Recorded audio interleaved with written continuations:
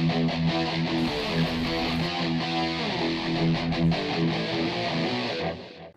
guys, Ruminating Reaper here, just back with another Christmas video, and this time we're heading into the Die Hard franchise, but we're not talking the first film, the much debated, is it or isn't it a Christmas film? Yep, we're talking about the other Christmas film of the Die Hard franchise, Die Hard 2. But is it a festive classic, just as the first film is? Let's find out. So, Die Hard 2 is set a couple of years after the events of the first film. John McClane is now permanently living over in LA. He's now become a lieutenant at the LAPD. And in the film, we see John head over to Washington to meet his wife Holly at the airport. She's flying in for Christmas. And where John McClane goes, trouble follows, and soon it's up to him, as well as local police, to stop a new group of terrorists who have seized control of the airport's communications, and they intend on using them to get a important political prisoner in, completely uninterrupted, with no attempt at opposition from the police. So just some context here. I love Die Hard. It's a classic. The #1 Christmas film, possibly. Well, it's just a really, it's a fun, contained, game of cat and mouse. John McClane plays the terrorists like a fiddle, and in turn they also put him through the ringer. It's really compelling stuff. And this time around, this one is it's not anywhere near as good. Let's just say that, but it's a pretty solid action film all around. I'd say the film is at its best when it's John McClane and the local police and the airport tower staff trying to outsmart and outmaneuver the terrorists, which is obviously a lot of what the first film did so well, and it's a lot of fun to watch. And it also helps as well, we get some very entertaining action sequences. There's a very fun one set in a skywalk, and there's a really fun chase scene from escaping from a chapel towards the end, and there's a super fun final set piece on a plane. The film does not disappoint as being just a fun, solid action thriller. And and once again, it's all carried wonderfully on the shoulders of Bruce Willis. John McClane is just such a career-defining role for him. And once again, he's just entertaining throughout. Incredibly fun, sort of snarky, like anti-heroic figure, not like anti-heroic in the sense that he sort of blurs the line between hero and villain, and that he's more so much just a hero that is forced into situations where he wasn't necessarily intending on being a hero going in, but is sort of forced to step up and save the day. Although this time around he's more active right from the start, where in the first film he was just simply wrong place, wrong time, and was a very compelling, reluctant hero. Here he's a bit more active, with slight hints of that reluctant hero side from the first film, but yeah.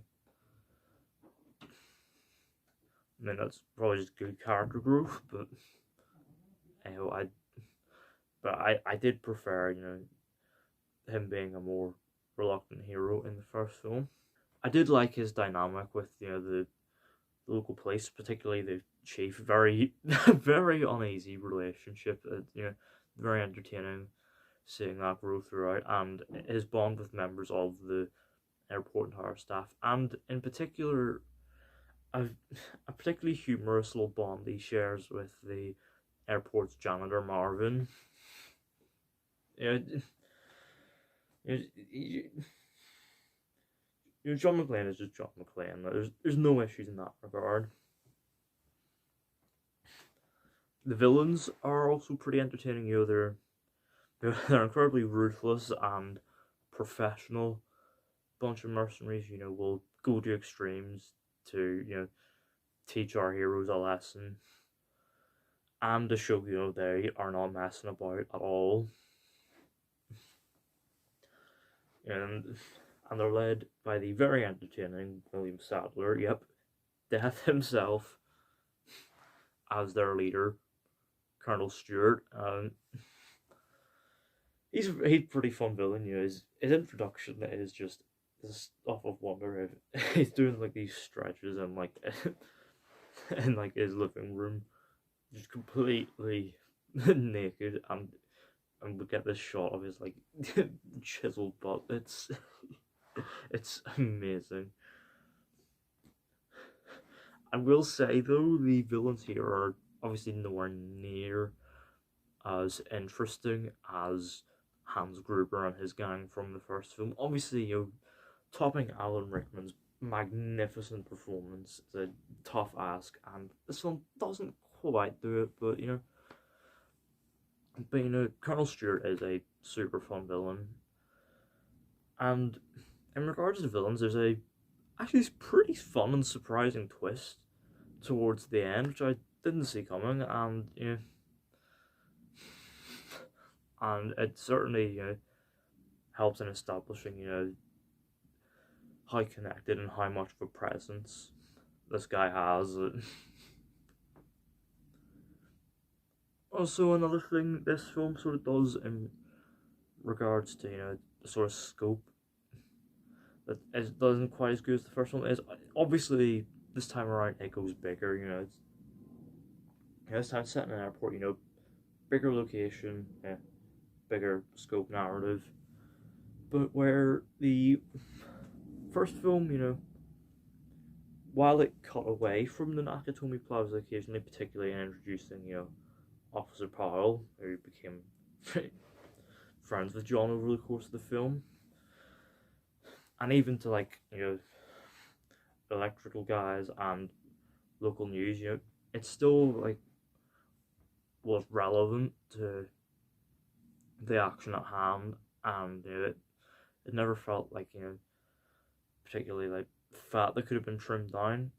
This film, there are quite frequent cutaways from the main action. We've got a chapel where the bad guys have a base of operation, and also we cut away a fair amount to a flight that Holly is on, and I will admit she's slightly less active in this one, where yes, she was one of the hostages that Hans took at the building, but she was she was still doing stuff, making demands for Hans to particularly asking for a chair for a pregnant woman, and became quite an important part of the final act of the first film. This time around, she doesn't really have a whole lot to do, which is a bit of a shame, but she does get a happy ending with John, so and yeah, that's about really what I've got to say about Die Hard 2. Solid sequel, not as good as the first, still a lot of fun. Will I be rewatching this every Christmas? Maybe not, but I still have fun watching this. Overall, Die Hard 2, 7 out of 10. Let me know down in the comments.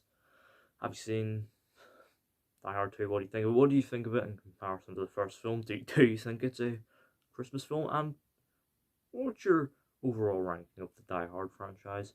Let me know all that down in the comments. Don't forget the thumbs up button if you enjoyed. Don't forget the subscribe button if you are new, and don't forget to turn on post notifications so you don't miss an upload.